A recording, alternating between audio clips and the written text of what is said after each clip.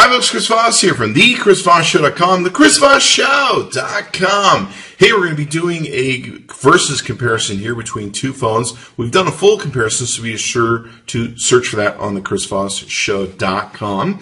But we're just going to do a quick Geekbench 3 benchmarking comparison to see which phone is faster. Now over here we have the latest 2.26 gigahertz Qualcomm Snapdragon chip that's come out. It's very fast, it's very efficient, and it does a lot of different things.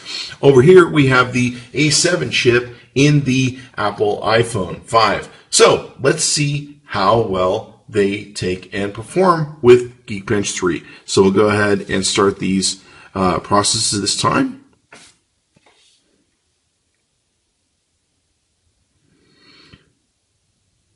As you can see, they're both getting a few notifications in the back. So it'll be interesting to see how they both compete with all the action going on that's going on. Geekbench 3, of course, is kind of a standard score that we use in being able to determine how well each of these phones perform. You can give us a like, subscribe to us on YouTube. We're going to be doing these versus comparisons with all of the phones that we have in our arsenal, so stay tuned for those. So this is a pretty common score. We know that this is pretty accurate with the iPhone 5. Comes in about this score every time. 1412 single core score, multi-core score, 2541. One thing that did surprise us with the Nexus 5 is even with the fast chip of the 800 Snapdragon Qualcomm, the scores weren't quite as high as we expected, but they do fairly well. You can see here the single core score is 908 for the Nexus 5, and the Nexus 5 multi-core score is 2702.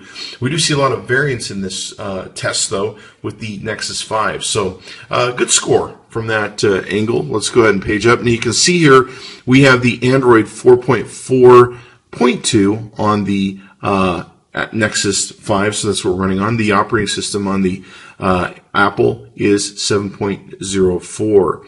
So we'll page down through some of this. You can see here it's got 4 cores and 2.27 gigahertz processor in the Nexus 5 versus the 1.3 gigahertz processor with 2 cores on the Apple iPhone 5S. Now, the key here too is this is a 64-bit chip, one of the first phones that have it. So take that information for whatever you will and stick it in your hat and use it. Here you can see the breakdown of the numbers and how they pan out.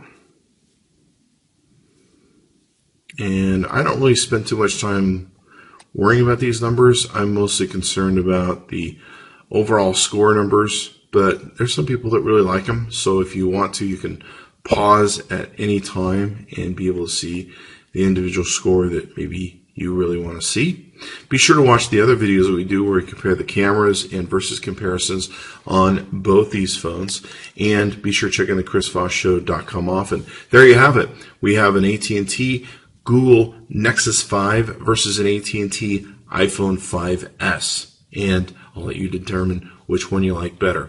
Thanks for coming by the ChrisVossShow.com. Give us a like, subscribe. See you next time.